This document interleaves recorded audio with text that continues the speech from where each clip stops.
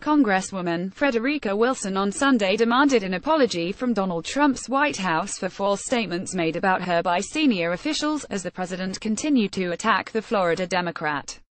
Wilson declared that the deadly ambush of U.S. forces in Niger at the heart of their dispute was Trump's equivalent of the deadly 2011 terrorist attack in Benghazi, Libya, over which Republicans in Congress pursued Hillary Clinton, who was Secretary of State when the attack happened.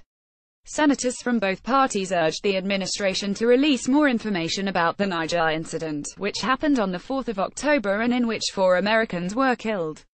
Wilson said John Kelly, the White House chief of staff, had smeared her after she criticized Trump's handling of a condolence call to the family of one of the soldiers killed in the ambush.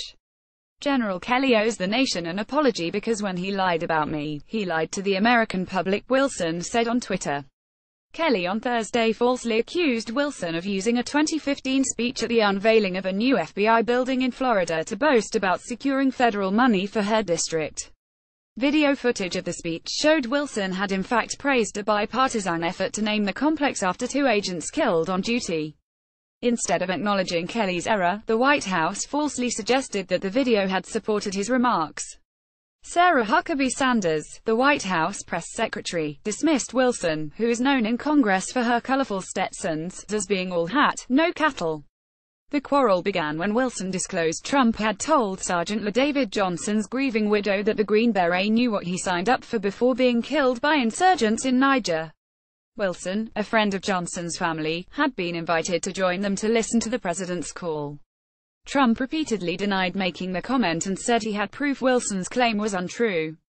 After Trump failed to produce such proof, Kelly appeared to confirm Wilson's account of the call in his remarks on Thursday at the White House, even while condemning her for making it public. Trump on Sunday morning posted his 5th tweet criticizing Wilson. Wacky Congresswoman Wilson is the gift that keeps on giving for the Republican Party, a disaster for Dems, he wrote.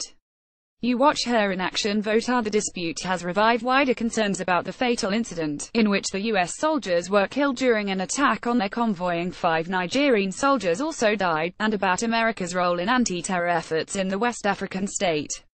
Authorities suspect militants affiliated to the Islamic State were responsible for the ambush. Sergeant Johnson was buried in Florida on Saturday. Conflicting accounts of what led to the attack given by U.S. and Nigerian officials have led members of Congress including John McCain, the Republican chair of the Senate Armed Services Committee, to criticize the Pentagon's response. Senator James Lankford, Republican of Oklahoma, said on Sunday he shared concerns over the contradicting narratives. At this point we have conflicting stories, Lankford said on CBS's Face the Nation. We want to be able to get the full, accurate story and get it right. Lankford's sentiments were echoed by Senator Lindsey Graham, a Republican from South Carolina, and Senator Charles Schumer, a Democrat of New York. I didn't know there was 1,000 troops in Niger, Graham said on NBC's Meet the Press.